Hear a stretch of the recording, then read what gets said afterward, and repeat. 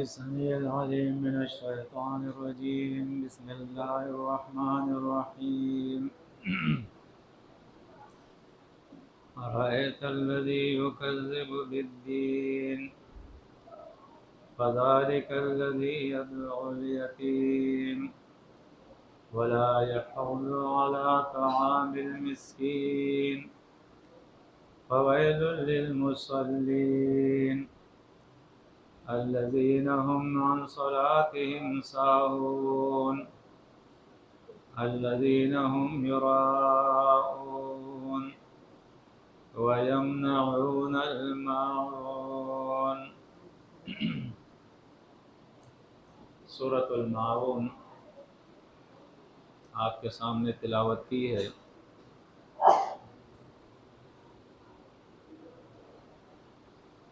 ہر دور میں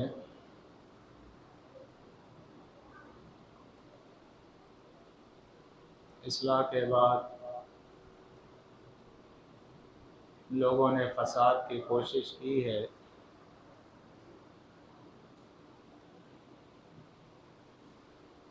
اسلام کے اندر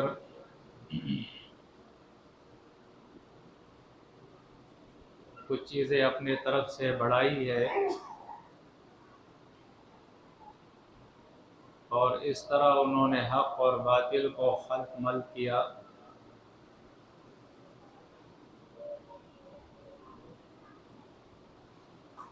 اور وہ اللہ کا دین جو اللہ نے وحی کے ذریعے خالص دین انسانوں کو دیا تھا، ملاوٹ سے پاک، الا للہ الدین الخالص،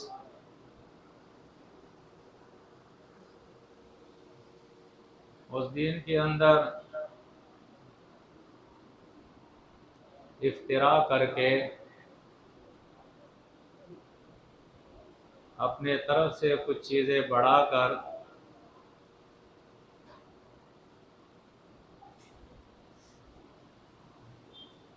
اس دین کو اللہ کا دین رہنے نہیں دیا. اور یہ جرم یہودیوں نے اور نصرانیوں نے بھی کیا تھا. اس لیے اللہ رب العزت نے فرمایا وَغَرَّهُمْ فِي دِينِهِمْ مَا كَانُوا يَفْتَرُونَ.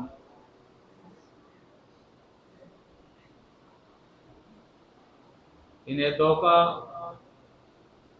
ان چیزوں کی وجہ سے لگا جو چیزیں ان کے علماء سو نے اختراع کی اپنے طرف سے اور دین میں ملا دی. اور یہی وجہ ہے کہ اللہ نے اپنی کتاب مجید کے اندر، یہ سورہ آل عمران کی آیت تھی، اور سورہ التوبہ کے اندر اللہ فرماتا ہے وَلَا يَدِينُونَ دِينَ الْحَقِّ مِنَ الَّذِينَ أُوتُوا الْكِتَابَ. وہ لوگ جن کو کتاب دی گئی تھی، یہ جس دین پر عمل پیرا ہے، یہ دین اللہ کا حق دین نہیں ہے، یہ ان کا بناوٹی دین ہے.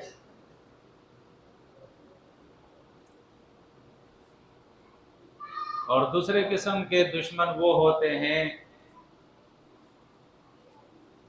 جن کی کوشش ہوتی ہے کہ اسلام کو بدنام کرے،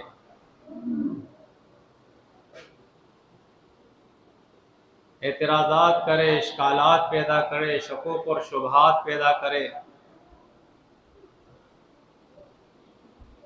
اور اس طرح اسلام کے ماننے والوں کو دین سے متنفر کرے یا دین سے بالکل فارغ کر دے. یہی سب کچھ ہمارے اس دور کے اندر ایک عرصے سے چلا ہو آ رہا ہے. اور الحمدللہ ہماری یہ جماعت اپنے استطاعت کے مطابق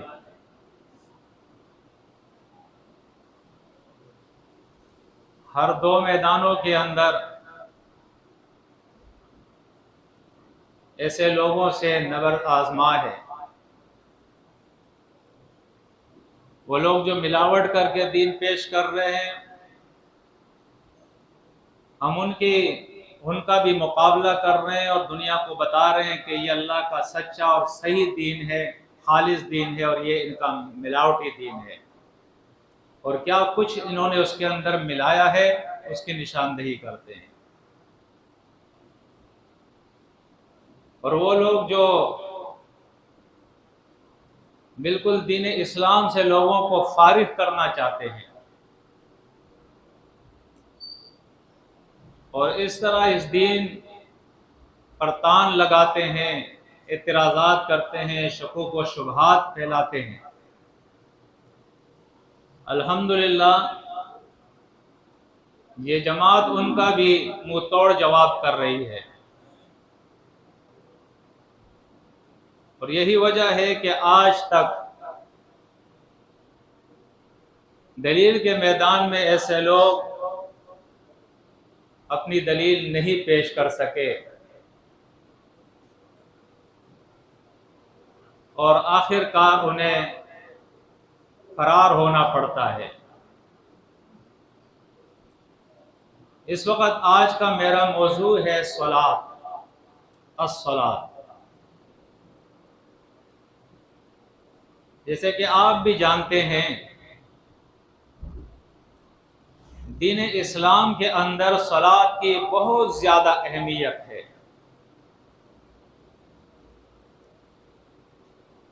سورہ البقرہ سے لے کر سورہ کوثر تک تقریباً 37 سورتوں کے اندر اللہ رب العزت نے صلاۃ کا ذکر کیا ہے، اور تقریباً ان صورتوں کے اندر 99 مقامات پر اللہ رب العزت نے صلاۃ کا ذکر کیا ہے۔ ان میں سے میں نے صلاۃ کے وہ مشتقات نکال دیے جو اس صلاۃ جو ہم 5 وقتہ صلاۃ ادا کرتے ہیں اس معنی میں نہیں تھے، وہ میں نے نکال دیے، ورنہ وہ پھر 100 سے تجاوز کریں گے۔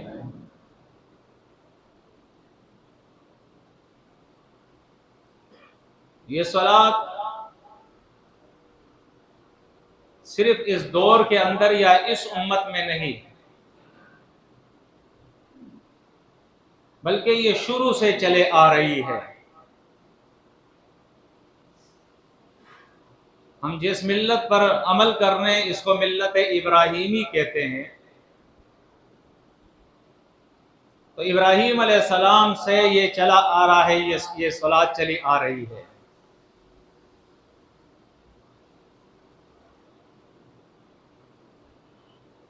اب جو لوگ صلاۃ کا انکار کرتے ہیں یا اس میں معنوی تحریف کرتے ہیں، اس میں بھی پھر 2 قسم کے لوگ ہیں۔ ایک وہ لوگ ہیں جو ایک پلان کے ساتھ، ایک سازش کے ساتھ یہ کام کر رہے ہیں، تو شاید ان کے سامنے تو میں جو بھی دلیل پیش کروں یا میرے علاوہ کوئی دلیل پیش کرے ان کے سمجھ میں کچھ نہیں آئے گا، اس لیے کہ وہ تو ایک منصوبے اور سازش کے تحت کام کر رہے ہیں۔ لیکن جو لوگ ناسمجھی میں ان سے متاثر ہو جاتے ہیں، تو اگر وہ اس آج کے درس کو سن لے تو امید رکھتا ہوں اللہ سے کہ اصلاح ہو جائے گی، چونکہ یہ موضوع اتنا اہم ہے، اور جتنا یہ اہم ہے اتنے اس کے دلائل بہت زیادہ ہے، تو ایک تقریر کے اندر ان سب کو جمع کرنا ناممکن سی بات ہے۔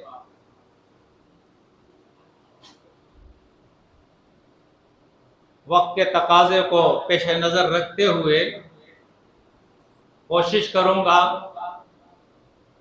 جو اہم نکات ہے، دلائل ہے، وہ آپ کے سامنے رکھوں اختصار کے ساتھ۔ لیکن اس سے پہلے میں آپ کو بتاؤں کہ جہاں سے لوگوں کو دھوکہ دیا جاتا ہے اس کی ابتدا کہاں سے ہوتی ہے؟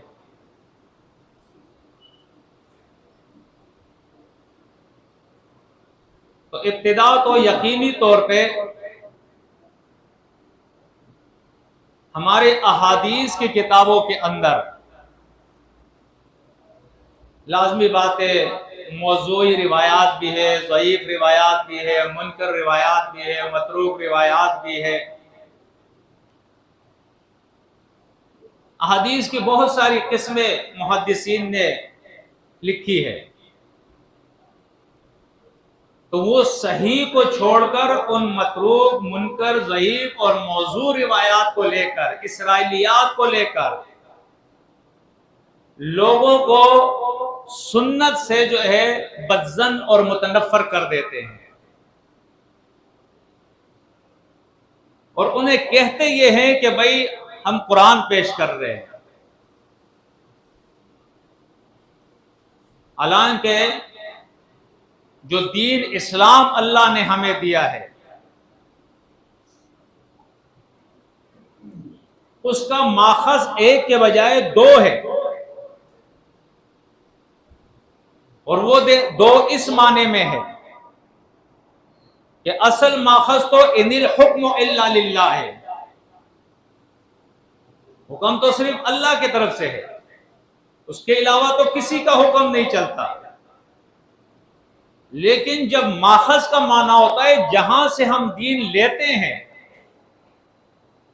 تو اللہ نے جو دین ہمیں دیا ہے اپنی کتاب سے، جو اصل ماخذ ہے، اسی اصل ماخذ کے اندر اللہ نے ہمیں بتا دیا، یا ایھا الذین آمنوا اطیعوا اللہ واطیعوا الرسول ولا تبطلوا اعمالکم، سورہ محمد۔ اے ایمان والو، اللہ کی اطاعت کرو اور اللہ کے رسول کی اطاعت کرو، اپنے اعمال کو برباد مت کرو۔ اور سورہ آل عمران میں فرمایا وَمَن يُطِعِ الرَّسُولَ فَقَدْ أَطَاعَ اللَّهَ۔ اگرچہ قرآن سورہ اعراف میں کہہ رہا ہے اتبعوا ما انزل الیکم من ربکم ولا تتبعوا من دونه اولیاء،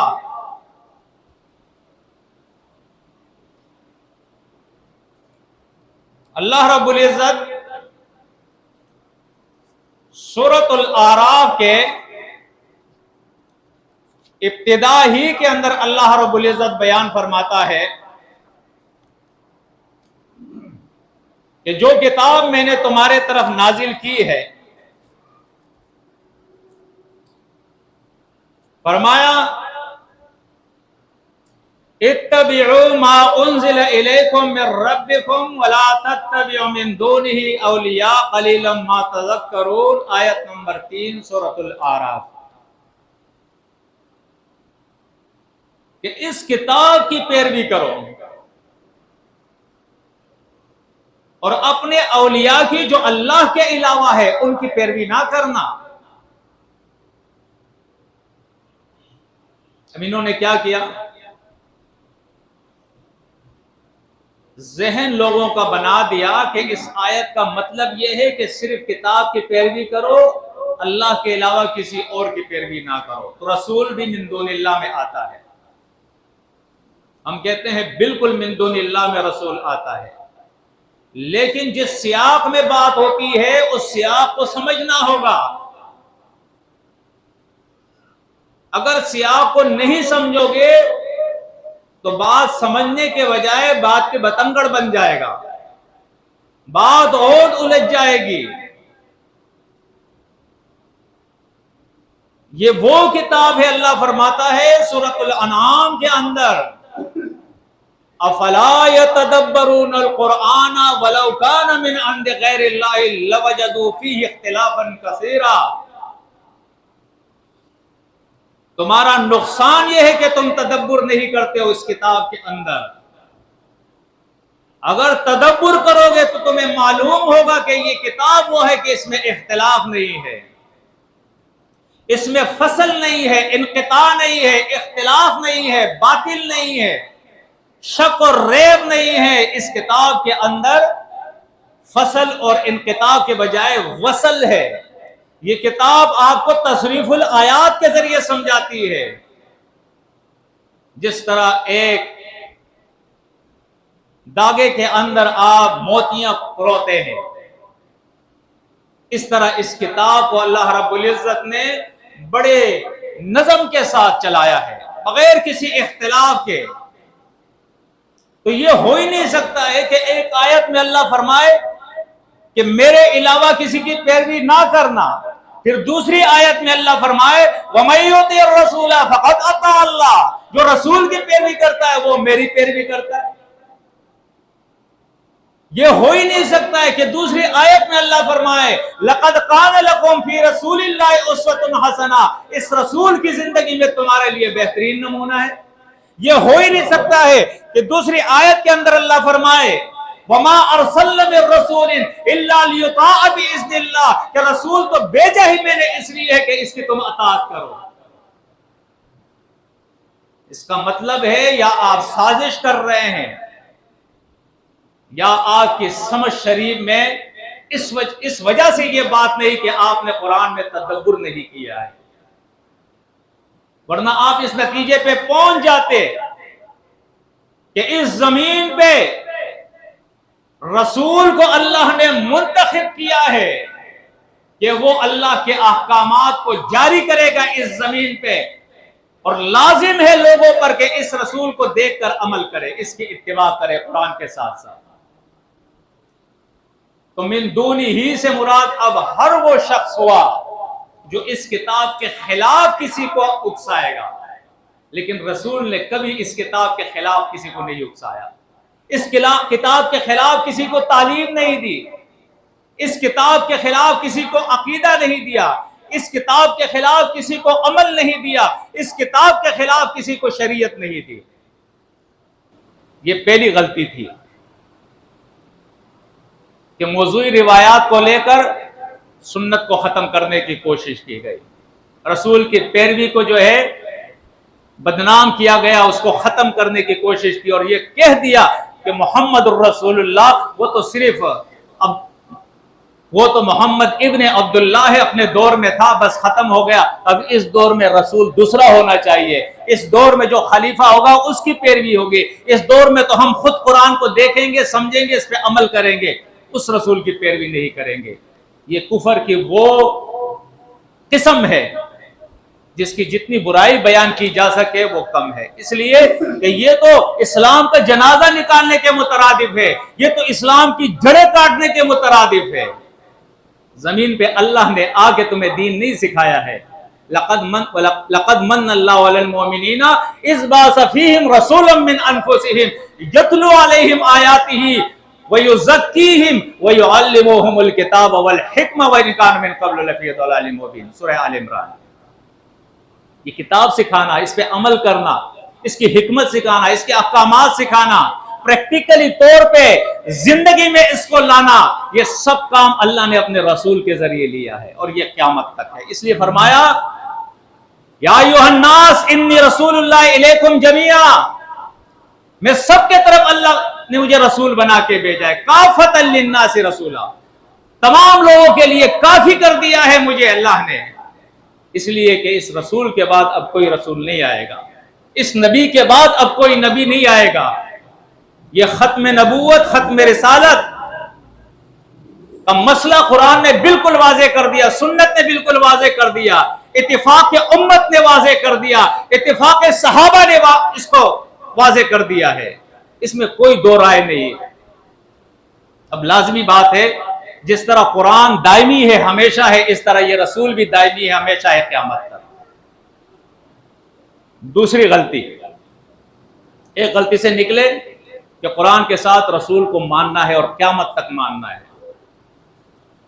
اللہ فرماتا ہے فَإِنَّمَا يَسَّرْنَاهُ بِلِسَانِكَ، سورہ مریم میں بھی اور دوسری جگہ بھی اللہ، دو جگہ اللہ فرماتا ہے اس کتاب کو اللہ نے رسول کی زبان سے آسان کیا ہے، وہ زبان ضرور ہونی چاہیے، قیامت تک ہونی چاہیے۔ ورنہ آپ نہیں سمجھ سکو گے قرآن کو۔ دوسری جو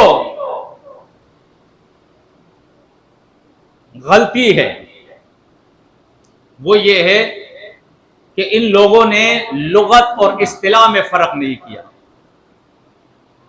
جو بھی چیز آتی ہے جی لغت میں دیکھو اس کے کیا معنی ہیں، حالانکہ ہر صاحب علم یہ جانتا ہے، چاہے اس کے پاس دنیائی علم ہو چاہے اس کے پاس دینی اور اخروی علم ہو، دونوں جانتے ہیں کہ اصطلاح الگ چیز ہے، لغت الگ چیز ہے۔ لغت عام ہے، اصطلاح خاص ہے، اور یہ لغت زبان کو کہتے ہیں، پشتو زبان ہے، اردو زبان ہے، عربی زبان ہے، انگلش زبان ہے، یہ لغت ہے۔ پھر کسی خاص شعبہ، خاص ادارہ، کوئی خاص قوم یا ہماری شریعت، بعض چیزوں کو انہوں نے بطور اصطلاح استعمال کیا ہے۔ جیسے میں دنیائی مثال دیتا ہوں، ایک افسانہ ہے، اگر آپ کو ہے کہ فلاں کتاب میں افسانہ لکھا ہے، فلاں کتاب میں افسانہ ہے، تو ذہن ایک طرف جائے گا اگر آپ لغت کو دیکھو گے کہ اس کتاب میں خواتین سے متعلق گفتگو ہو رہی ہے، لیکن جب آپ اصطلاح کو سمجھو گے تو افسانے کا مطلب پھر وہاں یہ نہیں ہوگا کہ آپ سے خواتین کی باتیں کی جائے گی یا آپ سے خراب قسم کی باتیں کی جائے گی، آپ پھر فوراً سمجھ جاؤ گے کہ افسانہ کیا ہوتا ہے جب آپ اصطلاح کو سمجھو گے۔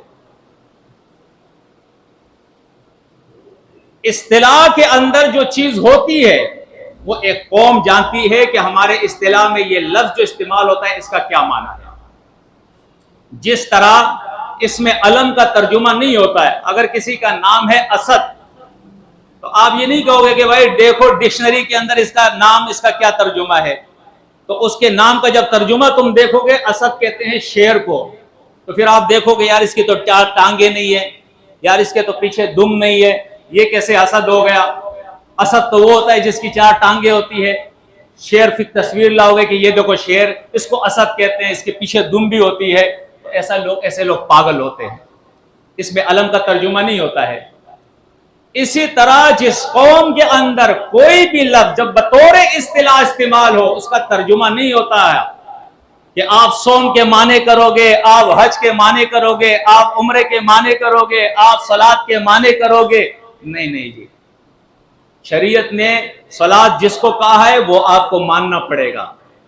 آپ ڈکشنری میں جاؤ گے، صلاۃ کے معنی دعا، صلاۃ کے معنی رحمت، صلاۃ کے معنی شاباش، صلاۃ کے معنی بڑھوتری، صلاۃ کے معنی یہاں تک بھی ڈکشنری میں آتے ہیں کہ آپ کے پیچھے حصے کو آپ ہلائیں، تو ڈکشنری میں تو بڑا گڑبڑ ہو جائے گا۔ پھر صلاۃ کو آپ جس کتاب نے صلاۃ کا ذکر کیا ہے اس کتاب سے آپ سمجھو گے، جس رسول نے کیا اس رسول سے سمجھو گے، جس دین نے کیا اس دین اور شریعت سے آپ سمجھو گے کہ صلاۃ سے مراد آپ کا کیا ہے۔ آپ ڈکشنریوں میں نہیں دیکھو گے، پھر یہ آپ کا پاگل پن ہوگا۔ یہ دوسری غلطی تھی جس کی وجہ سے لوگ گمراہی کی طرف جا رہے ہیں، اور یہ اہم ضرورت ہے اس وقت کی، اس لیے میں اس کو ڈسکس کر رہا ہوں۔ کئی لوگوں نے صلاۃ ترک کر دی کہ جی صلاۃ یہ نہیں ہے، پھر اس کے اندر بھی بڑے وہ ہے، کسی نے 5 وقتہ صلاۃ کو 3 وقت کر دیا، کسی نے 2 وقت کر دیا، کسی نے 4 کو 2 کر دیا، 3 کو 2 کر دیا، کسی نے اس کا طریقہ الگ کر دیا کہ وہ قیام کرے گا نہیں کرے گا، قیام میں کیا پڑے گا، یہ ساری چیزیں انہوں نے اپنی طرف سے بنا لی۔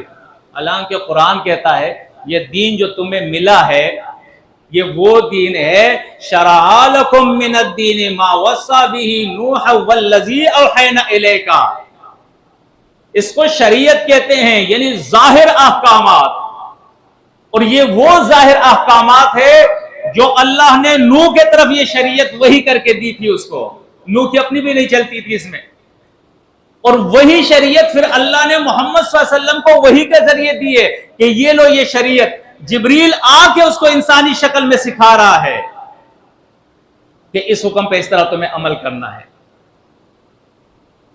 ایک دفعہ نبی کریم صلی اللہ علیہ وسلم نے کہہ دیا فلاں چیز میں نہیں کھاؤں گا، فوراً وہی آ گئی سورہ تحریم، یا ایھا النبی لم تحرم ما احل اللہ لک، شریعت میں جو چیز اللہ نے تمہارے لیے حلال کر دی تم کیوں اپنے اوپر حرام کر رہے ہو؟ یہ اختیار تمہارے پاس نہیں ہے۔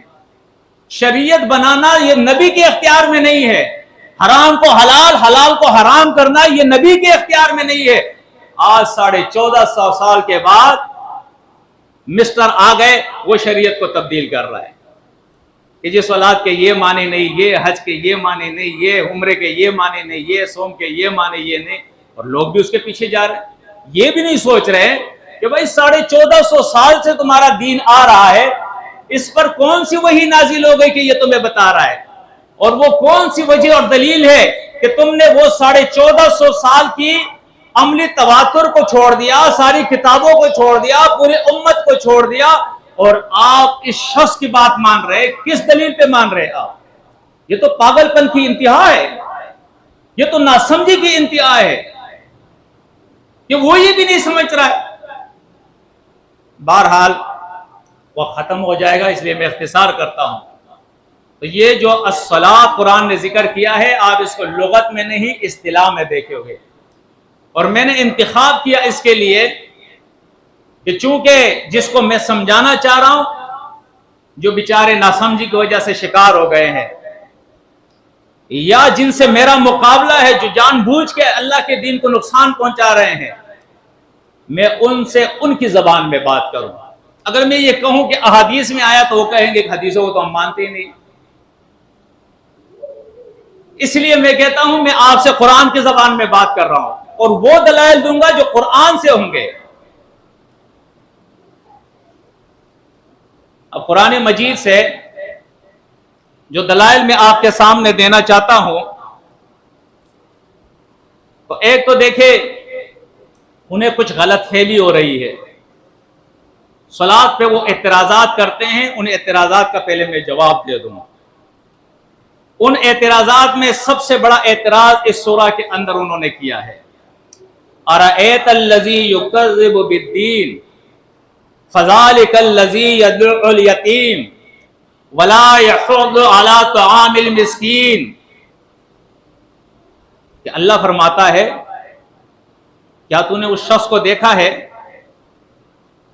کیا اس شخص کو تو سمجھتا ہے، جانتا ہے؟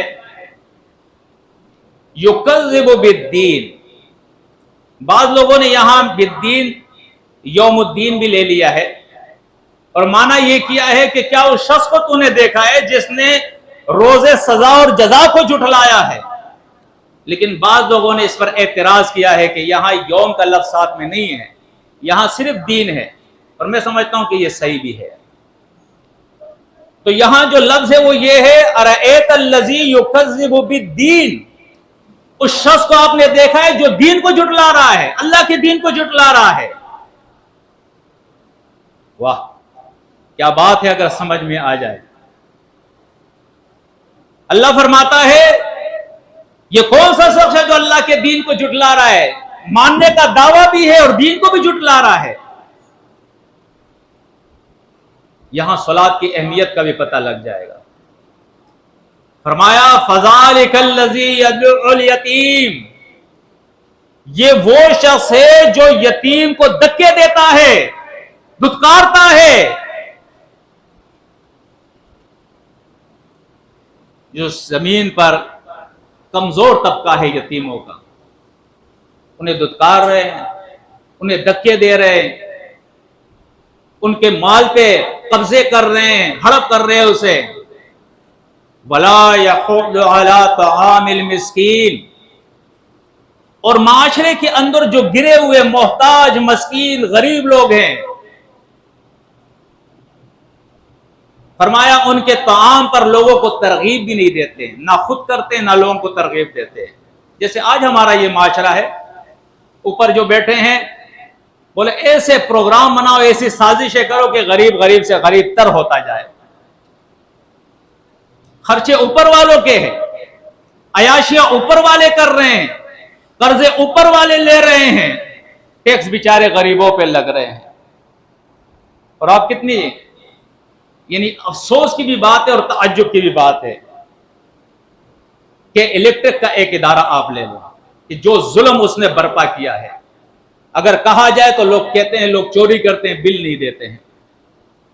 حالانکہ انہیں اچھی طرح پتہ ہے کہ یہ غریب بیچارہ جس پہ آپ ٹیکسز آپ نے لگائے ہیں، اول تو یہ اس قابل نہیں کہ آپ اس پہ ٹیکس لگائے. ایک حکومت کا یہ کام ہے کہ ایسے لوگوں کو اپنے طرف سے دے، وظیفہ مقرر کرے، ان کی مدد کرے. آپ ان پہ ٹیکس لگا رہے ہیں. آپ کا کام تھا زکوٰۃ ان میں تقسیم کرنا. ٹیکس نام ہے، ہمارے اسلام میں زکوٰۃ جو ہے اس کا متبادل ہے. ٹیکس نہیں ہوتا ہے، وہاں زکوٰۃ ہوتا ہے، فدیہ ہے، کفارہ ہے، صدقہ ہے. یہ ساری چیزیں یہ غریبوں میں تقسیم ہوتی ہے. تو اوپر والوں سے ٹیکس لے کے غریبوں میں آپ تقسیم کریں، ایک بات. پھر آپ نے فکس کر دیا ہے کہ وہ بجلی جلائے یا نہ جلائے، 1850 روپے آپ نے فکس کر دیا. اور کس چیز کا بل آپ کو چاہیے؟ یونٹ خرچ کرے گا اس کا الگ سے ہے. چوری کون کر رہا ہے؟ آپ اندھے نہیں ہیں، آپ کو پتا ہے جو بڑے بڑے ہیں وہ چوری کر رہے ہیں، جن کے کارخانے چل رہے ہیں، فیکٹریاں چل رہے ہیں، بڑے کاروبار چل رہے ہیں، وہ چوریاں کر رہے ہیں اور آپ کا ادارہ ان سے رشوت لے رہا ہے. آپ کو بھی پتا ہے، پوری دنیا کو پتا ہے کیوں یہ ظلم برپا کیا. بہرحال میں اپنے موضوع سے چلا جاؤں گا، ہٹ جاؤں گا، اپنے موضوع پہ آتا ہوں. تو فرمایا یہ ایسا معاشرہ کہ ایمان کا اقرار بھی ہے، صلات بھی ادا کر رہے ہیں. ایک بات اور آپ کو بتاؤں چلتے چلتے، ہمارے یہاں صلات کو نماز کہتے ہیں. کیا کہتے ہیں؟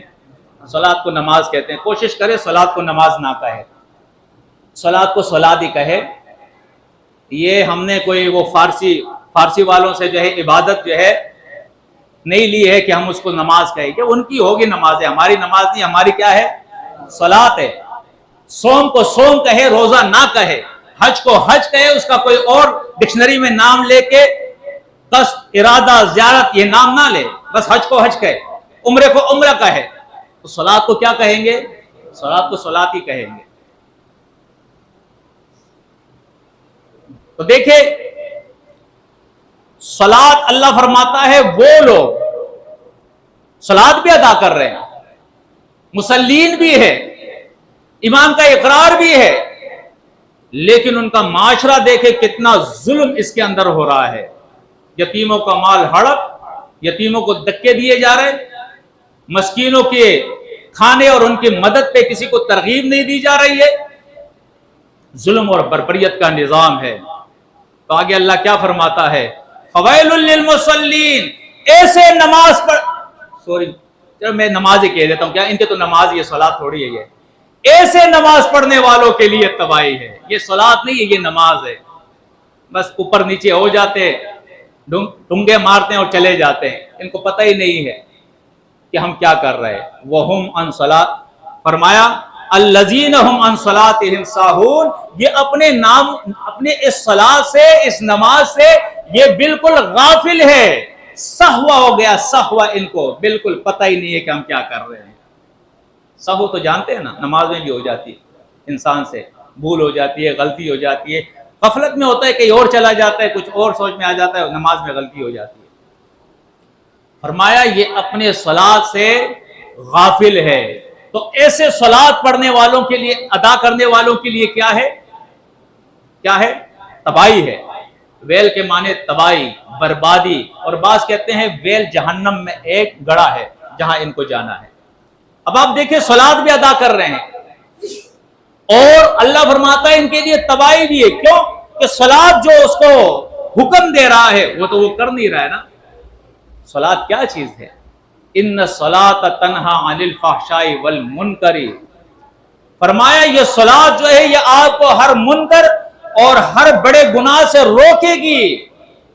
اگر آپ کے صلات کے اندر یہ قوت نہیں ہے کہ وہ آپ کو جرائم سے روکے، آپ کو گناہوں سے روکے، تو آپ سمجھو کہ یہ مردہ ہو گئی ہے، یہ بے معنی صلات ہے، اس کے کوئی معنی نہیں ہے.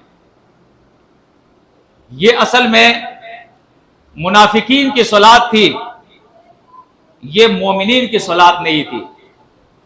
آپ دیکھیں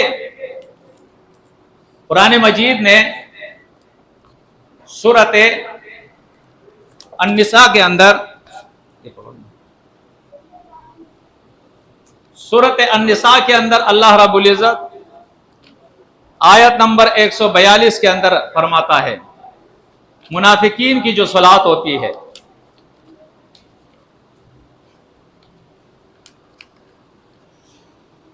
ان المنافقین یخادعون اللہ وہو خادعہم، بے شک منافقین صلاۃ بظاہری ادا کر کے یہ چاہتے ہیں کہ ہم اللہ کو دھوکہ دیں، لیکن ایسا ہے نہیں، یہ خود دھوکہ کھا رہے ہیں، یہ خود دھوکہ کھا رہے ہیں۔ وَإِذَا قَامُوا إِلَى الصَّلَاةِ، اور جب یہ کھڑے ہوتے ہیں صلاۃ کے لیے، فرمایا قَامُوا كُسَالَىٰ، تو سستی کے ساتھ کھڑے ہوتے ہیں، دل نہیں جاتا ہے، بے دلی کے ساتھ۔ کیوں کھڑے ہوتے ہیں جی؟ یراؤن الناس، لوگوں کو صرف دکھاتے ہیں، یہ صلاۃ تھوڑی ہے، یہ تو لوگوں کو دکھانے کے لیے کر رہے ہیں۔ ولا یذکرون اللہ الا قلیلا، اور یہ اللہ کو یاد نہیں کرتے ہیں مگر بہت ہی کم۔ صلاۃ کا معنی تو یہ تھا اقیمی الصلاۃ لذکر، یہ کتنے کاغذ اس میں رکھے یار، بھرا ہوا ہے پورا۔ فرمایا اقیمی الصلاۃ لذکر، صلاۃ کو قائم کرو میرے یاد کے لیے۔ یقین معنی میں تو اللہ کا شکر ادا کرتا ہوں۔ انسان جب کاروبار میں ہوتا ہے، لین دین میں ہوتا ہے، معاملات میں ہوتا ہے، بھول ہی جاتا ہے کہ اس کائنات کا بھی کوئی خالق مالک ہے، اس کا بھی کوئی حق ہے ہمارے اوپر۔ لیکن جیسے ہی اذان ہوتی ہے اللہ اکبر اللہ اکبر، یاد آتا ہے میرا خالق مالک بھی ہے، میرا رازق بھی ہے، اللہ یاد آ جاتا ہے۔ آپ یقین مانو اگر اس پرفتن دور کے اندر یہ اذان اور یہ صلاۃ نہ ہوتی تو تباہی ہو جاتی، تباہی ہو جاتی، انسان کی تباہی ہو جاتی، اس میں شک نہیں ہے میرے بھائیوں۔ اللہ نے ایک ایسا مضبوط نظام ہمیں دے دیا ہے، یہ مسجد اور اس مسجد کی یہ صلاۃ، کہ دنیا اور سب سے بڑی سازش کے خلاف ہو رہی ہے۔ یہ کرونا جو آیا تھا نا، یہ ایک سازش تھی، لیکن کامیاب نہیں ہوئے۔ بڑی سازشیں ہو رہی ہے کہ یہ مسجد ختم ہو جائے، یہ صلاۃ کا نظام ختم ہو جائے، لیکن یہ ہو نہیں سکے گا، قیامت تک نہیں ہو سکے گا۔ فرمایا یہ تو صرف دکھانے کے لیے منافقین صلاۃ ادا کر رہے ہیں، ان کی صلاۃ تھوڑی ہے۔ تو یہ جو جس صلاۃ سے قرآن نے کہا ہے فویل للمصلین، یہ کون لوگ ہیں؟ بولو، یہ منافق لوگ ہیں۔ دنیا بری ہوئی ہے، دنیا بری ہوئی ہے، جن کو صلاۃ کا پتہ ہی نہیں ہے، مسجد کا پتہ ہی نہیں ہے۔ مسجد کا قیام کیوں ہوا؟ سورہ ابراہیم دیکھے، سورۃ ابراہیم کے اندر اللہ رب العزت نے جو ذکر کیا ہے ابراہیم علیہ السلام کا، کہ وہ ہجرت کر کے جاتے ہیں اور پھر خانہ کعبہ کی تعمیر کرتے ہیں، اور ساتھ میں ان کے بیٹے اسماعیل علیہ السلام بھی ہے۔ اب وہ یہ کیوں کر رہے ہیں، اس کی وجہ وہ خود بیان کر رہے ہیں۔ اے اللہ، اس ایسی زمین پر جہاں نہ کھیتی باڑی، نہ پانی، نہ لوگ، کچھ نہیں ہے، اپنے اولاد کو یہاں میں آباد کر رہا ہوں، لیقیم الصلاۃ، تاکہ یہاں تیرا یہ گھر، اس کو میں آباد کروں اور یہاں یہ صلاۃ ادا کرے، صلاۃ قائم کرے۔ یہ مسجد، ان سے پوچھے، قرآن میں تو ایک نہیں کئی جگہ مسجد کا ذکر ہے، کئی جگہ قبلے کا ذکر ہے۔ اگر صلاۃ یہ نہیں تو قبلے کے کیا معنی؟ اگر صلاۃ یہ نہیں تو مسجد کے کیا معنی؟ مسجد کیوں بنائی گئی ہے؟ مسجد تو اس لیے بنائی گئی ہے کہ اس کے اندر لوگ اللہ کو یاد کرے۔ وَمَنْ أَظْلَمُ مِمَّنْ مَنَعَ مَسَاجِدَ اللَّهِ أَنْ يُذْكَرَ فِيهَا اسْمُهُ، اور اس سے بڑا ظالم کون ہے جو لوگوں کو مساجد سے منع کرتا ہے جس میں اللہ کا ذکر کیا جاتا ہے۔ اقیم الصلاۃ لذکری، صلاۃ قائم کرو میرے ذکر کے لیے، اللہ فرماتا ہے۔ ہاں یہ ضرور ہے کہ آج کی مسجد اور نبی علیہ السلام کی مسجد دونوں میں فرق بہت زیادہ ہے۔ اس مسجد کے اندر اتنی سختی تھی کہ کوئی بھی مرد اگر عذر نہیں اس کے پاس تو مسجد میں آ کے صلاۃ ادا کرے گا. ایک نظام بنایا تھا. یہاں فوجی ٹریننگ ہوتی تھی, یہاں تعلیم اور تعلم کا سلسلہ ہوتا تھا, یہیں پہ نکاح ہوتا تھا, یہیں پہ طلاق ہوتا تھا, یہاں غریبوں کی مدد ہوتی تھی, یہاں لوگوں کی عیادت ہوتی تھی, ایک دوسرے کے حالات کی خبر ہوتی تھی. یہاں پہ اسی مسجد سے منبر پر چڑھ کر اللہ کے رسول صلی اللہ علیہ وسلم لشکر بھیجا کرتے تھے قتال فی سبیل اللہ کے لیے. یہ آج کی مسجد نہیں ہے جہاں صرف مولوی صاحب کما کے کھا رہا ہے, بس یہ اس کی دکان بن گئی ہے, یا کسی فرقے کے مخصوص عقائد جو ہے اس کے اندر اس کی تعلیم دی جا رہی ہے. یہ مسجد بڑی اہم جگہ ہے. اس مسجد کے اس اہمیت کو آج فوت کر دیا گیا ہے, اس لیے لوگ سوال اٹھا رہے ہیں. اور آج صلاۃ جو تھی جس میں انسان اپنے رب کے سامنے کھڑے ہو کر الحمدللہ سے اللہ کی تعریفیں شروع کرتا تھا, اس کے بعد اس سے وعدہ ہوتا تھا ایاک نعبد و ایاک نستعین, اللہ تیرا غلام ہوں, اللہ تیرے سامنے سر جھکاؤں گا, اللہ تیرے حکم کے علاوہ کسی کا حکم نہیں مانوں گا, اللہ جو میری حاجت ہوگی کسی اور سے نہیں تجھ سے مانگوں گا. کہاں شعور ہے صلاۃ کی؟ اس صلاۃ کے اندر تو وہ کہا کرتا تھا اہدنا الصراط المستقیم صراط الذین انعمت علیہم غیر المغضوب علیہم ولا الضالین آمین. لیکن کہاں ہے اسے شعور؟ جس کے راہ پہ چلا گیا, جس کے پیچھے چلا گیا, جہاں بھی چلا گیا, اس کو پتہ ہی نہیں کہ میں نے دعا کیا کی ہے. فویل للمصلین الذین هم عن صلاتهم ساہون. ایسے مصلین کے لیے ہلاکت ہے جس کو پتہ ہی نہیں کہ میں نے کیا پڑھا ہے, کیا اقرار کیا ہے, کیا میں نے وعدے کیے صلاۃ کے اندر, کیا اللہ کی تعریفیں بیان کی, کیا آخرت کا اقرار کیا میں نے, کیا قرآن کی آیتیں میں نے اس میں سنی ہے. اللہ کے نبی نے ایک پورا انتظام کر کے دیا تھا. کچھ صلاۃ جو ہے وہ جہری ہے, کچھ صلاۃ جو ہے وہ سری ہے. کیوں؟ اس لیے کہ امام پڑھے اور مقتدی سنے, اور کچھ صلاۃ ایسی ہو کہ مقتدی خود پڑھے اور خود سنے, اس کا اثر کچھ الگ ہوتا ہے.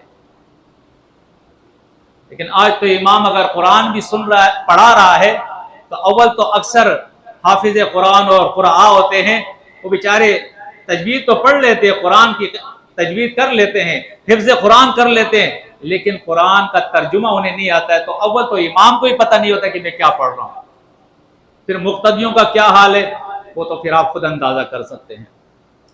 تو اس لیے یہ بات میں آپ کو بتا دوں کہ یہ صلاۃ کس کی ہے جس میں انسان غافل ہو, اسے شعور نہ ہو. بلکہ آپ دیکھیں قرآن مجید کے اندر سورہ المائدہ کے اندر تو اللہ یہاں تک فرماتا ہے لا تقربوا الصلاة وانتم سکارى حتى تعلموا ما تقول. صلاۃ کے قریب بھی نہ جانا. نماز پڑھنی کتنی اچھی بات ہے, جو لوگ پڑھتے ہیں بظاہر اچھی بات ہے, لیکن منع کر رہا ہے اللہ لا تقربوا الصلاة وانتم سکارى حتى تعلموا ما تقولون. صلاۃ کے قریب بھی نہیں جانا جب تک تم ایسی حالت میں ہو کہ تم جو زبان سے کہہ رہے ہو تمہیں پتہ ہی نہیں ہے کہ میں کیا کہہ رہا ہوں. نشے کی حالت ہے, بے ہوشی کی حالت ہے, نیند غالب آ گئی ہے, بھوک زیادہ, بہت زیادہ بھوک لگ رہی ہے, یا کوئی تقاضا ہے, چھوٹا بڑا پیشاب لگا ہوا ہے. اس لیے آپ دیکھیں سنت ہمیں بتاتی ہے اگر تقاضا ہے پہلے تقاضا پورا کرو بعد میں صلاۃ. اگر نیند غالب ہے پہلے نیند پوری کرو بعد میں صلاۃ. اگر کھانے کی اتنی زیادہ طلب ہے کہ وہاں صلاۃ میں پھر دل نہیں کھانے میں, تو پہلے کھانا کھا لو بعد میں صلاۃ. اور اسی طرح اگر حالت بے ہوشی ہے, مدہوشی ہے, نشے کی حالت ہے, تمام حالتوں کے اندر صلاۃ منع کر دی کہ اس کے قریب بھی نہیں آؤ. صلاۃ اس وقت ادا کرو جب تم زبان سے جو کچھ کہتے ہو تمہیں پتہ تو ہو نا کہ میں کیا کہہ رہا ہوں. اب آگے بڑھتے ہیں. صلاۃ کے لیے آذان, مسجد ہو گئی, قبلہ ہو گیا. بلکہ سورہ یونس میں تو آپ دیکھیں گے وہاں تو اللہ رب العزت نے موسیٰ علیہ السلام کو حکم دیا باقاعدہ کہ اس بستی میں جہاں تم گئے ہو بنی اسرائیل کو لے کر، یہاں ان کے لیے مکان بناؤ اور ان کے مکان ایسے بناؤ کہ وہ قبلہ رخ ہو۔ وَجَعَلُوا بُيُوتَكُمْ قِبْلَةً، اپنے گھروں کو کیا بناؤ؟ قبلہ بناؤ۔ اور سورہ البقرہ میں دوسرا پارہ جب سورہ شروع ہوتا ہے سَيَقُولُ السُّفَهَاءُ مِنَ النَّاسِ مَا وَلَّاهُمْ عَنْ قِبْلَتِهِمُ الَّتِي كَانُوا عَلَيْهَا، وہاں پہ آپ دیکھیں نبی کو حکم ہو رہا ہے فَوَلِّ وَجْهَكَ شَطْرَ الْمَسْجِدِ الْحَرَامِ، مسجد حرام کی طرف اپنا چہرے کرو۔ مومنوں کو حکم ہو رہا ہے فَوَلُّوا وُجُوهَكُمْ شَطْرَهُ، اور تم بھی اپنے چہروں کو مسجد حرام کی طرف کر لو۔ سوال پیدا ہوتا ہے کہ کیوں جب صلاۃ ہی نہیں ہے؟ اب آگے دیکھیں، صلاۃ کے لیے آذان ہے۔ قرآن میں سورۃ المائدہ کے اندر اللہ رب العزت نے آیت نمبر 58 کے اندر فرمایا جب تم صلاۃ کے لیے آذان دیتے ہو تو یہ مخالفین مذاق اڑاتے ہیں۔ اور سورۃ الجمعہ کے اندر اللہ رب العزت نے آیت نمبر 9 کے اندر فرمایا یا ایھا الذین آمنوا اذا نودی للصلاۃ من یوم الجمعۃ فاسعوا الی ذکر اللہ وذروا البیع، جب جمعے کے دن تمہیں صلاۃ کے لیے آواز دی جائے۔ یار لوگوں نے مانا کیا کہ صلاۃ کے معنی نظام کے ہوتے ہیں، ابھی پتہ لگے گا تمہارا جو مانا تم نے کیا ہے نظام کے لیے جب تمہیں آواز دیا جاتا ہے جمعے کے دن، نہیں جی صلاۃ کے لیے جب تمہیں آواز دیا جاتا ہے جمعے کے دن۔ جمعے کا دن ہوتا ہے یا نہیں ہوتا ہے؟ یہ قرآن ہمیں بتا رہا ہے۔ ارے صلاۃ کو اس اصطلاح میں دیکھو جو قرآن بیان کر رہا ہے، فرمایا وذروا البیع، اپنا کاروبار لین دین سارا چھوڑ دو، نظام اپنا دنیا کا بالکل کیا کرو روک لو، وذروا البیع، اور اللہ کے ذکر کے طرف آؤ۔ اور یہ نظام نہیں جی، یہ مخصوص ایک عبادت ہے جو اللہ نے سکھائی ہے۔ فرمایا فَإِذَا قَضَيْتُمُ الصَّلَاةَ فَانتَشِرُوا، اور جب یہ صلاۃ تم پوری کر لو، یہ نظام نہیں، اگر نظام ہوتا تو نظام کہاں، نظام تو قیامت میں ہی پورا ہوگا، تو چلتا رہے گا نظام۔ جب تم یہ صلاۃ مکمل کر لو، پوری کر لو، فَانتَشِرُوا فِي الْأَرْضِ، پھر زمین میں پھیل جاؤ اپنا، وَابْتَغُوا مِن فَضْلِ اللَّهِ، اور اللہ کے فضل کو تلاش کرو، پھر کرو لین دین کاروبار کرو، اب تمہیں آزادی ہے۔ صلاۃ کے ٹائم سب کچھ بند ہو جائے گا۔ اذان، اس کے بعد سورہ جمعہ کا اللہ نے ذکر کیا۔ اچھا، اب اذان کے ساتھ ساتھ دوسرا کام جو ہم کرتے ہیں، اگر کوئی حالت جنوبت کے اندر ہوتا ہے تو وہ کیا کرتا ہے؟ غسل کرتا ہے نا۔ اور اگر جنابت کی حالت نہ ہو تو ایسے حال میں وہ پھر نماز صلاۃ کے لیے کیا کرتا ہے؟ وضو کرتا ہے نا۔ ٹھیک ہے، کسی تقریر کے لیے حالت جنابت میں ہو تو وہ غسل کرے، اس پر لازم ہے، یہ تو عجیب سی بات ہے۔ نظام کے لیے غسل کرے، عجیب سی بات ہے۔ اس صلاۃ کے لیے اللہ فرماتا ہے، یہ آیت دو جگہ ہے، سورۃ مائدہ آیت نمبر 6 اور سورۃ نساء آیت نمبر 43۔ لیکن چونکہ وقت ہمارے پاس ابھی کم ہے، اس لیے میں اختصار کے لیے ایک جگہ سے آپ کے سامنے سورۃ المائدہ آیت نمبر 6 دیکھیں۔ اللہ بیان فرماتا ہے یا ایھا الذین آمنوا اذا قمتم الی الصلاۃ فاغسلوا وجوہکم وایدیکم الی المرافق وامسحوا برؤوسکم وارجلکم الی الکعبین وان کنتم جنبا فاطہروا وَإِن كُنتُم مَّرْضَىٰ أَوْ عَلَىٰ سَفَرٍ أَوْ جَاءَ أَحَدٌ مِّنكُم مِّنَ الْغَائِطِ أَوْ لَامَسْتُمُ النِّسَاءَ فَلَمْ تَجِدُوا مَاءً فَتَيَمَّمُوا صَعِيدًا طَيِّبًا فَامْسَحُوا بِوُجُوهِكُمْ وَأَيْدِيكُمْ مِنْهُ۔ اب دیکھیں اللہ فرماتا ہے جب تم الی الصلاۃ، صلاۃ کے لیے جب تم کھڑے ہو تو صلاۃ سے پہلے کیا کرو، وضو کر لیا کرو، اپنے چہرے کو دوڑ لو، یہ وہ فرائض ہے، سنن اس کے علاوہ ہے۔ اپنے چہرے کو دو لو، کونیوں تک اپنے ہاتھوں کو دو لو، اپنے سر کا مسح کر لو، اپنے پاؤں جو ہے وہ ٹخنوں تک دو لو۔ یہ وضو کا حکم ہے قرآن کے اندر۔ جب بھی اذا قمتم الی الصلاۃ، صلاۃ کے لیے کھڑے ہو، اس لیے افضل طریقہ ہے کہ آپ کا وضو اگر ہے بھی، اس کے باوجود اگر آپ نے ظہر کے لیے وضو کیا ہے، آپ کا وضو صحیح ہے، عصر کے لیے آپ دوبارہ وضو کریں، یہ افضل ہے، کیونکہ قرآن کہتا ہے وَإِذَا قُمْتُمْ إِلَى الصَّلَاةِ۔ ہاں نبی کریم صلی اللہ علیہ وسلم نے اس کی وضاحت کر دی ہے کہ دو سوراخوں میں سے کسی سوراخ میں سے کوئی چیز بھی نکل جائے تمہارا وضو ختم ہو جائے گا، یا اگر ٹیک لگا کے یا لیٹ کر تم سو گے تو تمہارا وضو ختم ہو جائے گا، اگر ایسا نہیں ہے تو تمہارا وضو باقی ہے۔ لہذا اگر تمہیں کوئی عذر ہے یا نہ کرنا چاہو تو پھر پرانے وضو سے بھی صلاۃ ادا کر سکتے ہو، لیکن افضل یہ ہے کہ آپ کریں، کیونکہ قرآن کہہ رہا ہے وَإِذَا قُمْتُمْ إِلَى الصَّلَاةِ فَاغْسِلُوا۔ آگے اللہ فرماتا ہے اگر تم حالت جنابت میں ہو تو یہاں فَطَهَّرُوا، اور سورۃ النساء 43 کے اندر اللہ نے غسل کا حکم دیا ہے۔ فَطَهَّرُوا کا معنی پھر کیا ہوگا؟ غسل کا، غسل کر لو، کیونکہ وہاں وضاحت ہے۔ فرمایا اگر تم مریض ہو، پانی ڈاکٹر نے منع کر دیا، او علی سفر، یا سفر پہ ہو پانی نہیں مل رہا، او جاء احد منکم من الغائط۔ اب دیکھو غائط جو ہے عربی کا لفظ ہے، غائط کہتے ہیں کس چیز کو؟ نشیبی علاقے کو، گڑھے کو، نیچے علاقے کو غائط کہتے ہیں، لیکن قرآن کس معنی میں استعمال کر رہا ہے؟ چھوٹا پیشاب، بڑا پیشاب۔ اب دیکھیں کتنا فرق ہے، ادبی کتاب ہے اس لیے ان کا نام ہی نہیں لیا، بال و براز کا نام ہی نہیں لیا۔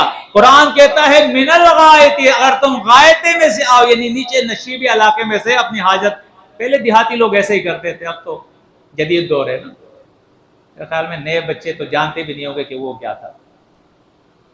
اللہ فرماتا ہے اگر تم تقاضے سے آئے ہو، او لامستم النساء، کتنے الفاظ آتے ہیں، او لامستم النساء۔ اب لمس کس کو کہتے ہیں؟ لمس تو اسے چھونے کو کہتے ہیں بس، لیکن قرآن لمس کس معنی میں استعمال کرتا ہے؟ او لامستم النساء، اور اگر تم نے اپنے بیویوں سے مجامعت کی ہو، ہم بستری کی ہو۔ دیکھو بات کہاں سے کہاں گئی، قرآن کس معنی میں استعمال کر رہا ہے۔ اور ڈکشنری صاحب، اگر ڈکشنری پہ جاؤ گے پورا قرآن تم سے چھوٹ جائے گا، عقل سے بھی ہاتھ دھو جاؤ گے، دو بیٹھو گے۔ او لامستم النساء، یا تم نے مجامعت کی ہو اپنی بیویوں سے، فلم تجدوا ماء، اور پانی نہیں ہے کہ تم غسل کر لو، پھر کیا کرو؟ فتیمموا صعیدا طیبا، تو پاک مٹی سے کیا کرو؟ تیمم کر لو۔ یہ کون سا صلاۃ ہے جی؟ نظام والا ہے یا یہ صلاۃ ہے جو ہم ادا کر رہے ہیں؟ کوئی عقل سے تو کام لو۔ دیکھیں یہ قرآن جس طریقے سے بیان کر رہا ہے، اس پہ ہمیں عمل کرنا ہوگا، تب جا کے ہماری جان چھوٹے گی۔ پھر میں آپ کو صرف حوالے دیتا ہوں، سورہ نساء دیکھیں، ان الصلاۃ کانت علی المؤمنین کتابا موقوتا۔ صلاۃ اللہ نے مومنوں پہ وقت کے ساتھ فرض کیا ہے، وقت کی پابندی کے ساتھ۔ اللہ کے نبی نے اس کی تشریح کر دی کہ فجر کا کیا وقت ہے، ظہر کا کیا وقت ہے، عصر کا، مغرب کا، عشاء کا، سارا بتا دیا۔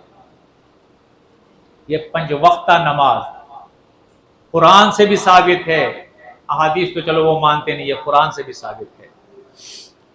اب آپ دیکھیں، میں آپ کے سامنے ایک 2 آیتیں ہیں، سورۃ ہود آیت نمبر 114، سورۃ نمبر 11، اور سورہ بنی اسرائیل سورۃ نمبر 17 آیت نمبر 78۔ وقت کی کمی کی وجہ سے ہم اس میں سے ایک لے لیتے ہیں۔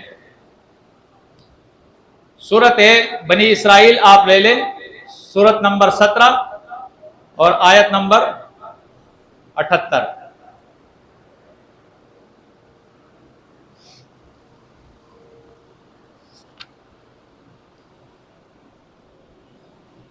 یہاں اللہ فرماتا ہے اقیم الصلاۃ لدلوک الشمس الی غسق اللیل وقرآن الفجر، قائم کر صلاۃ کب سے؟ لدلوک الشمس، شمس یعنی سورج کے ڈلنے سے شروع کر لے صلاۃ۔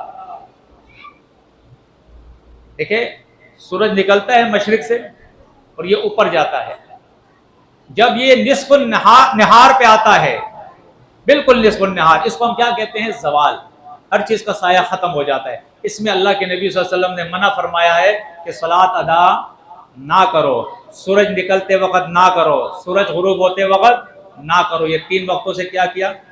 منع کیا اللہ کے نبی نے۔ زوال کا وقت جیسے ہی ختم ہوتا ہے، اس کا ختم ہونا کیا ہے؟ سورج جو ہے وہ غروب کے طرف جو ہے مائل ہو جاتا ہے، اس کو دلوک کہتے ہیں۔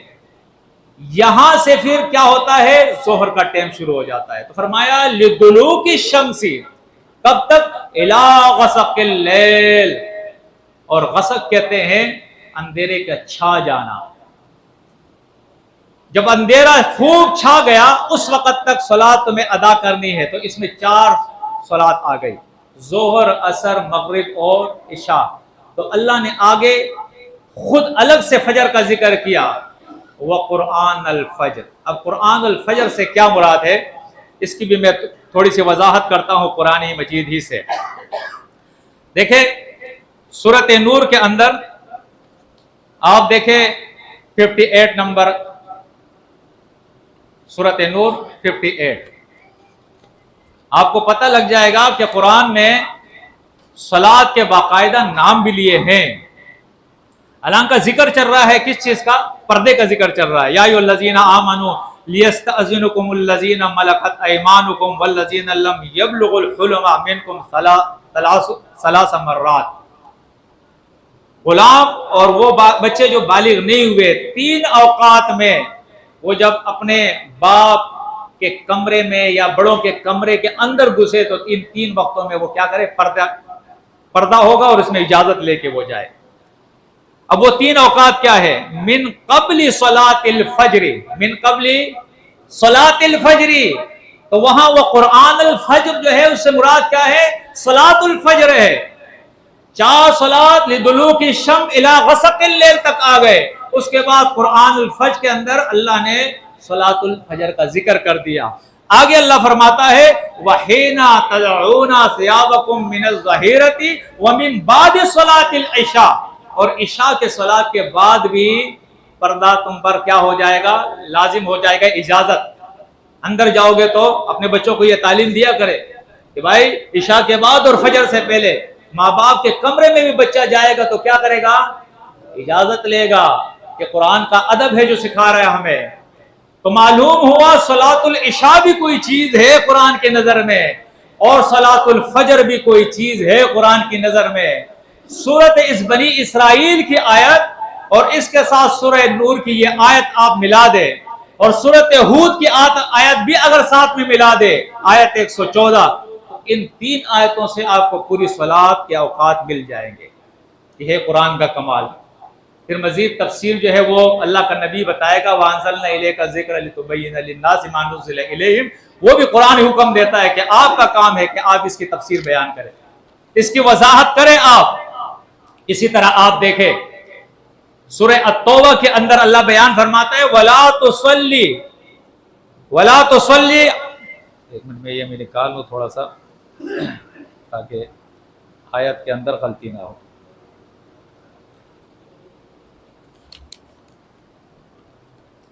سورۃ التوبہ آیت نمبر 84، منافقین کا ذکر ہے۔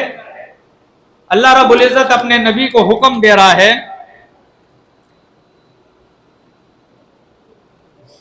کہ اے نبی جب یہ منافقین مر جائے ان میں سے کوئی بھی، تو اس وقت اللہ فرماتا ہے وَلَا تُصَلِّ عَلَىٰ أَحَدٍ مِّنْهُمْ مَاتَ أَبَدًا وَلَا تَقُمْ عَلَىٰ قَبْرِهِ، ان کے لیے صلاۃ الجنازہ آپ کو نہیں ادا کرنی ہے، ان میں سے کوئی بھی مر جائے، نہ ان کی دعا کے لیے ان کے قبر پہ کھڑا ہونا ہے۔ تو دیکھیں صلاۃ الجنازہ کا کوئی طریقہ قرآن میں نہیں ہے، لیکن اللہ نے ذکر کر دیا ہے۔ یہ صلاۃ الجنازہ ملت ابراہیم میں چلے آ رہی تھی، اس لیے اللہ نے اس کی تفصیل نہیں بیان کی۔ منع کے اندر اللہ نے فرمایا وَلَا تُصَلِّ عَلَىٰ أَحَدٍ مِّنْهُمْ مَاتَ أَبَدًا، ان میں سے کوئی بھی مر جائے تو صلاۃ الجنازہ ان کے اوپر ادا نہیں کرنی ہے۔ اب آپ دیکھیں 5 وقتہ صلاۃ، صلاۃ الجمعہ اور صلاۃ الجنازہ، یہ کہاں سے ثابت ہوا؟ قرآن سے ثابت ہوا نا۔ اسی طرح آپ دیکھیں صلاۃ الخوف جس کو کہتے ہیں، اکثر لوگ اس کو صلاۃ القصر بھی کہتے ہیں یا نہیں کہتے ہیں، لیکن وہ صحیح نہیں ہے۔ اصل میں وہ ہوتا ہے قصر من الصلاۃ۔ وہ کیا ہوتا ہے؟ قصر من الصلاۃ، صلاۃ القصر نہیں ہوتا ہے، یا آپ اس کو صلاۃ الخوف کہے یا قصر من الصلاۃ کہے۔ تو صلاۃ الخوف جو ہے اس کا ذکر بھی اللہ رب العزت نے سورۃ التوبہ ہی کے اندر کیا ہے، آیت نمبر 100، سورۃ توبہ نہیں سوری سورۃ نساء کے اندر، سورۃ نساء کے اندر آیت نمبر 101 کے اندر۔ کتنے بجے اذان؟ 9 بجے۔ بس یہ آخری دلیل دیتا ہوں، اس کو پھر سمیٹ لیتا ہوں میں۔ تو یہ سورۃ نساء، اس میں بھی اس لیے میں دکھا رہا ہوں آپ کو کہ کام کی چیزیں ہیں، شاید ہو سکتا ہے آپ کے بھی کام آ جائے۔ ایک کان سے سن کے اور دوسرے سے نکالا نہ کرے، یہ دلائل سیکھا کرے تاکہ دین کے دشمن جو ہے نہ آپ کو گمراہ کر سکے اور نہ کسی اور کو کر سکے۔ اب دیکھیں اس آیت کے اندر اللہ رب العزت بیان فرماتا ہے، یہ سورۃ النساء اور آیت نمبر 102۔ تو پہلے تو صلاۃ القصر کا ذکر ہے، فلیس علیکم جناح ان تقصروا من الصلاۃ، ٹھیک ہے، یہ ہم نے آپ کے سامنے بیان کی ہے، یہ آیت نمبر 101 ہے۔ فرمایا تم پر کوئی بھی گناہ نہیں اگر تم صلاۃ میں سے قصر کر لو، اگر تم کیا کر رہے ہو؟ سفر میں ہو اور قتال کر رہے ہو، جنگ کے لیے نکلے ہو، شرط اس میں یہ لگائی ہے ان خفتم ان یفتنکم الذین کفروا، اگر تمہیں یہ اندیشہ اور خوف ہو کہ دشمن تمہیں فتنے میں ڈال دیں گے، تو ان جو ہے یہ شرطیہ ہے، اس شرط کے ساتھ۔ اس کو اصل میں صلاۃ القصر نہیں صلاۃ الخوف کہتے ہیں، ٹھیک ہے نا۔ اب آگے دیکھیں، اب جماعت کی صلاۃ اور صلاۃ القصر میں جماعت کس طرح ہوگی؟ وَإِذَا كُنْتَ فِيهِمْ فَأَقَمْتَ لَهُمُ الصَّلَاةَ، اے نبی جب ان کے درمیان آپ موجود ہو تو جماعت آپ کرایا کریں، صلاۃ آپ قائم کریں ان کے لیے۔ کیسے؟ فرمایا فَلْتَقُمْ طَائِفَةٌ مِّنْهُمْ مَعَكَ، صلاۃ جب کھڑی ہوتی ہے تو ایک جماعت مومنین کے آپ کے ساتھ کھڑی ہو جائے۔ ارے یہ کون سا نظام ہے؟ ایک جماعت آپ کے ساتھ کھڑی ہو جائے۔ اب قیام کی باری ہے، قرآن نے اختصار کیا ہے۔ قیام کے بعد یقینی طور پہ قیام کے اندر سورہ فاتحہ، پھر قرات ہوتی ہے، اس کے بعد جو ہے پھر رکوع ہوتا ہے، رکوع کے بعد قومہ ہوتا ہے، قومہ کے بعد پھر آدمی سجدے میں جاتا ہے۔ لیکن قرآن نے اختصار کر دیا کیونکہ معروف چیز ہے، صحابہ کو بتانے کی ضرورت نہیں تھی۔ تو اللہ فرماتا ہے ایک جماعت آپ کے ساتھ کھڑی ہو جائے، وَلْيَأْخُذُوا أَسْلِحَتَهُمْ، اور اپنے پاس اپنا اسلحہ بھی لے لے۔ فَإِذَا سَجَدُوا، یہ وہ صلاۃ ہیں، فَإِذَا سَجَدُوا، جب سجدہ کر لو، فَلْيَكُونُوا مِن وَرَائِكُمْ، جب وہ سجدہ کر لے یہ جماعت جو تمہارے ساتھ کھڑی ہے، پھر وہ کیا کرے؟ فَلْيَكُونُوا مِن وَرَائِكُمْ، وہ تم سے پیچھے چلے جائے، وہ چلے جائے۔ اور اللہ فرماتا ہے وَلْتَأْتِ طَائِفَةٌ أُخْرَى لَمْ يُصَلُّوا فَلْيُصَلُّوا، وہ جماعت جو میدان میں کھڑے دشمن سے مقابلہ کر رہی ہے وہ اب آ جائے۔ اس کو کہتے ہیں صلاۃ الخوف، قصر من الصلاۃ۔ اب 2 رکعت ہے، 2 رکعت کس طرح سے؟ 1 رکعت امام کے ساتھ آدھے لوگوں نے پڑھ لی، آدھے لوگ دشمن کا مقابلہ کر رہے ہیں، وہ بارڈر پہ کھڑے ہوئے ہیں۔ جب انہوں نے 1 رکعت پڑھ لی تو اللہ فرماتا ہے یہ چلے جائے اور مورچے سنبھال لے، اور جنہوں نے نماز صلاۃ نہیں ادا کی ہے وَلْتَأْتِ طَائِفَةٌ أُخْرَى، وہ دوسری جماعت آ جائے، لم یصلوا، جنہوں نے صلاۃ ادا نہیں کی ہے، فَلْيُصَلُّوا مَعَكَ، اب یہ دوسری رکعت وہ آپ کے ساتھ ادا کرے۔ میرے خیال میں کوئی کمی تو باقی نہیں ہے کوئی کمی باقی؟ ارے بھائی صلاۃ الخوف یہاں سے ملا ہے، صلاۃ کا طریقہ یہاں سے ملا ہے، صلاۃ الجنازہ قرآن سے مل گیا، صلاۃ الجمعہ قرآن سے مل گیا، اسی طرح 5 وقتہ صلاۃ قرآن سے مل گئی، اس کے لیے وضو قرآن سے، غسل قرآن سے، تیمم قرآن سے، ہر چیز قرآن سے آپ کو مل رہی ہے، تو کیوں آپ نبی کے سنت کی مخالفت کر رہے ہیں؟ کیوں آپ کہہ رہے کہ صلاۃ یہ نہیں اور کوئی اور ہے؟ اقول قولی ھذا استغفر اللہ لی ولکم ولسائر